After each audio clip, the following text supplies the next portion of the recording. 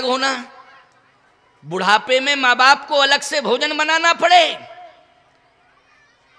तुमको जन्म दिया,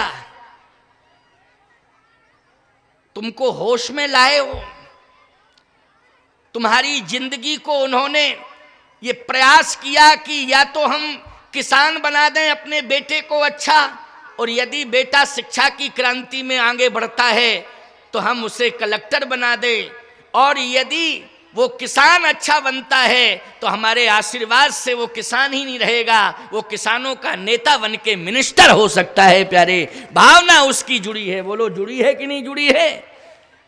लेकिन आज ये कैसी विडंबना कि माँ बाप रो रहे हैं, अलग भोजन बना रहे हैं, उनकी संतानें अपना अलग भोजन बना रही हैं, अलग खिचड़ी पका रही हैं उनकी संतानें। कारण क्या है प्यारे? कारण ये विडंबना है।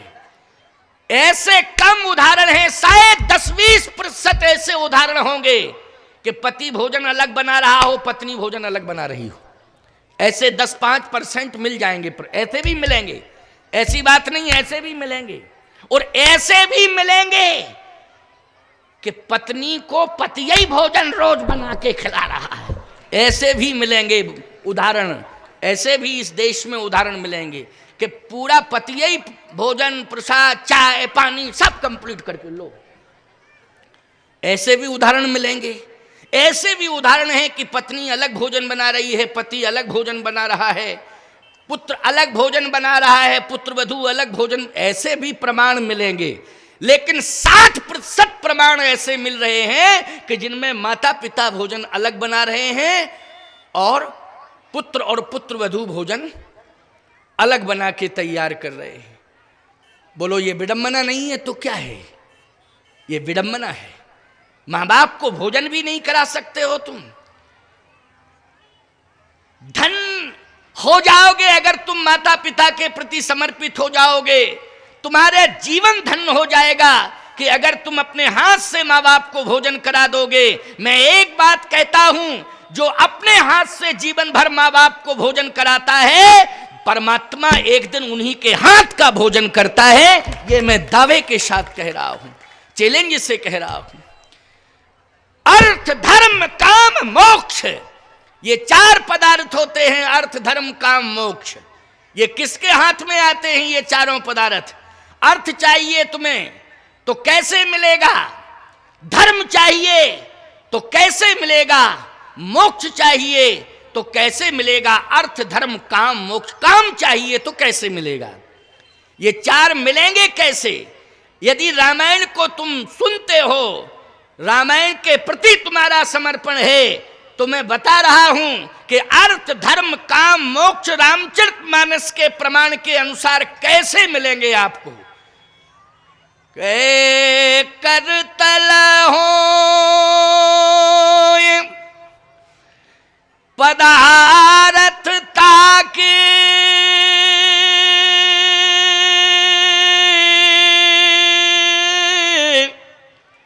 प्रिय पितु मातु प्राण समझा के, प्रिय पितु मातु प्राण समझा के।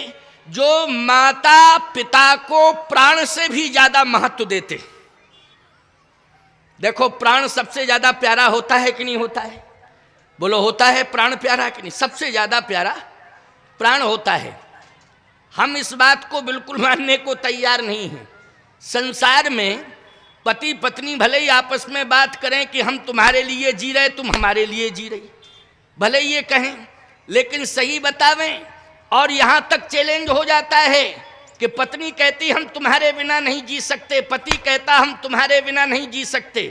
अच्छा, ईमानदारी से बताओ, बीच में अगर कहीं से शेर कूद पड़े तो पत्नी अलग भगेगी, पति अलग भगेगा प्राण बचा के? बोलो, अलग अलग भगेंगे कि नहीं भगेंगे? इसका मतलब है कि ना पत्नी को पति प्रिय था, ना पति को पत्नी। अपने अपने प्राण सबको प्रिय थे, अपने अपने प्राण बचा करके सब भगे। बोलो, भगे कि नहीं भगे? सही बात तो यही है। लेकिन सत्य प्यारे ये है, मैं दावे के साथ कह रहा हूं कि प्राण सबसे ज्यादा प्रिय है। लेकिन शास्त्र कहता है कि जो प्राण से भी ज्यादा प्रिय माता पिता को समझता है, अर्थ धर्म काम मोक्ष अपने आप उसके हाथ में आ जाते हैं। प्रयास करने की जरूरत नहीं पड़ती है, अपने आप उसके हाथ में अर्थ धर्म काम मोक्ष आ जाते हैं।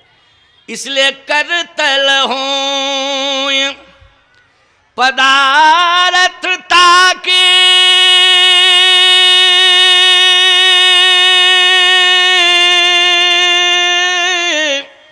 ओ प्रिय पितु मातु प्राण समझा के। माता पिता को प्राण से भी ज्यादा महत्व दो, क्योंकि तुम्हारे प्राण बचाए हैं माँ बाप ने। बोलो बचाए प्राण कि नहीं बचाए? अच्छा बोलो भाई, तुम माँ के उदर में थे, उदाहरण दे रहा हूं, माँ के उदर में थे, ठंडी का मौसम है, समझना इस बात को, ठंडी का मौसम है और तुम माँ के उदर में हो, और जनवरी की कड़ाके की ठंडी में माँ 2 किलो दही में शक्कर डाल के जनवरी के रात्रि के 12 बजे पी जाए। बोलो भाई, तो तुम्हारा क्या होगा अंदर? तुम पेट में हो और वो 2 लीटर दही जाएगा अंदर। बोलो उस समय तुम्हें कौन याद आएगा? जल्दी बोलो, बोलो कौन याद आएगा? मैं मानता हूं कि मां को भी नुकसान पहुंचेगा, मां को भी नुकसान पहुंचेगा, शायद मां भी जिंदगी और मौत की लड़ाई लड़ने लग जाए। लेकिन सत्य कहता हूं आपसे, एक बार मां भले ही सोच ले कि मुझे दही पी के मरना है, मुझे जहर पी के मरना है, लेकिन जैसे ही वो दही हो चाहे जहर हो मुंह पर आएगा तो बेटे की याद आएगी कि नहीं नहीं, बेटा मेरे उदर में है, इसके प्राण बचाना मेरा परम धर्म है। बोलो भाई, इसके प्राण बचाना मेरा परम धर्म है। इसलिए वो अपने प्राणों को रोके रहेगी, क्योंकि बेटे का प्राण बचाना परम धर्म है। तो बोलो अपने प्राण से ज्यादा चिंता बोलो बेटे के प्राण की करती है कि नहीं करती? संतान बेटी हो चाहे बेटा हो, मैं बेटा ही शब्द कह रहा हूं तो बेटियां ऐसा ना सोचें कि मेरे लिए तो कुछ कह ही नहीं रहे, मैं संतान की बात कर रहा हूं। बोलो ईमानदारी से, अपने प्राण से ज्यादा चिंता अपनी संतान के प्राण की है कि नहीं? मां को है।